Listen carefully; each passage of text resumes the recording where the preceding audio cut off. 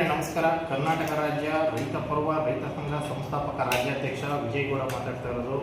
ಇಲ್ಲಿನ ಇವತ್ತಿನ ವಿಚಾರ ಏನು ಅಂತ ಹೇಳಿದ್ರೆ, ಇದೇ ನಮ್ಮ ಕುಣಿಗಲ್ ತಾಲೂಕು ಹುಲಿರುದುರ್ಗ ಹೋಬಳಿ ಗ್ರಾಮ ಪಂಚಾಯಿತಿ ಆವರಣದಲ್ಲಿ ರೈತಾಪಿ ಮಹಿಳೆಯರಿಗೆ ಮತ್ತು ಬಡ ಕುಟುಂಬದಿಂದ ಬಂದಂಥ ಹೆಣ್ಣುಮಕ್ಕಳುಗಳಿಗೆ ಇವತ್ತು ಒಂದು ಟೈಲರಿಂಗ್ ಸರ್ಟಿಫಿಕೇಟ್ಗಳನ್ನ ನಾಳೆ ನಾವು ವಿತರಣೆ ಮಾಡ್ತಾ ಇದ್ದೀವಿ. ನಮ್ಮ ರಾಜ್ಯ ಪ್ರಚಾರ ಸಮಿತಿ ಅಧ್ಯಕ್ಷರಾದಂಥ ಅಬ್ದುಲ್ ಶಕೂರ್ ಗುರೂಜಿಯವರು ಮತ್ತು ನಾನು ಉಮಾಶಂಕರ್ ಅವರು, ರೈತ ಮನ ಕೃಷ್ಣಪ್ಪನವರು ಮತ್ತು ನಮ್ಮ ರಾಜ್ಯ ಒಕ್ಕೂಟದ ಅಧ್ಯಕ್ಷರಾದಂಥ ಭಾಗ್ಯರಾಜ್ ಅವರು, ಹಲವಾರು ಮುಖಂಡರುಗಳು ಭಾಗಿಯಾಗ್ತವ್ರೆ. ಯಾವರೇ ಹೆಣ್ಮಕ್ಳುಗಳು ಟೈಲರಿಂಗ್ನಲ್ಲಿ ಆಸಕ್ತಿ ಇರ್ತಕ್ಕಂಥವ್ರಿಗೆ 1 ವರ್ಷ ಟ್ರೈನಿಂಗ್ ಕೊಟ್ಟು ಉಚಿತವಾಗಿ ಸರ್ಟಿಫಿಕೇಟ್ನ ಕೊಡುವಂಥ ಕೆಲಸ ನಮ್ಮ ಸಂಘಟನೆಯಿಂದ ಮಾಡ್ಕೊಂಡು ಬಂದಿದ್ದೀವಿ. ಇದನ್ನು ಕೂಡ ಇವತ್ತು ಮಾಡ್ಕೊಂಡು ಬರ್ತಾ ಇದ್ದೀವಿ. ಇದು 6ನೇ ವರ್ಷದ ಒಂದು ಸಮಾರಂಭ.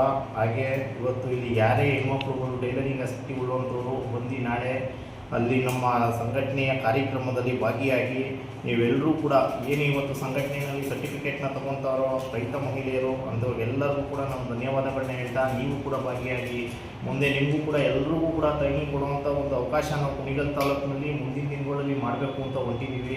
ನಿಮ್ಮ ಜನಗಳ ಆಶೀರ್ವಾದ ನಮಗೆ ಬೇಕು. ಹಾಗೆ ನಾನು ಒಂದು ವಿಶೇಷವಾಗಿ ನಿಮಗೆ ಕುಣಿಗಲ್ ತಾಲೂಕಿನ ಜನರುಗಳು ಕೇಳ್ಕೊಳ್ಳೋದೇನು ಅಂತ ಹೇಳಿದ್ರೆ, ಪ್ರತಿಯೊಬ್ಬರು ನಾಳೆ ಒಂದು ಕಾರ್ಯಕ್ರಮಕ್ಕೆ ಆಗಮಿಸಿ ಏನು ರೈತ ಮಹಿಳೆಯರು ಬಂದು ಇವತ್ತು ಸರ್ಟಿಫಿಕೇಟ್ನ ಪಡಿತಾರೋ ಅವ್ರಿಗೆ ಅಭಿನಂದಿಸಬೇಕು ಅಂತೇಳಿ ನಾನು ನಿಮ್ಮ ಕೈ ಮುಟ್ಟು ಕೇಳ್ಕೊತಾ ಇದ್ದೀನಿ. ಅದೇ ಥರ ಎಲ್ಲರೂ ಕೂಡ ಕಾರ್ಯಕ್ರಮಕ್ಕೆ ಬಂದು ಭಾಗವಹಿಸಿ. ನಮ್ಮ ಉಮಾಶಂಕರ್ ಅವರು 2 ಮಾತಾಡ್ತಾರೆ ಇದ್ರ ಬಗ್ಗೆ.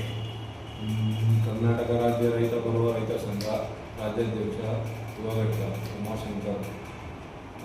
ಈ ವಿಚಾರ ಏನಂತಂದರೆ, ನಮ್ಮ ಪ್ರಚಾರ ಸಮಿತಿ ರಾಜ್ಯಾಧ್ಯಕ್ಷರಾದಂಥ ಅಬ್ದುಲ್ ಶಕೂರ್ ಗುರೂಜಿಯವರು ಇದನ್ನು ಸುಮಾರು ವರ್ಷಗಳಿಂದ ನಡೆಸ್ಕೊಂಡು ಬಂದಿದ್ದಾರೆ.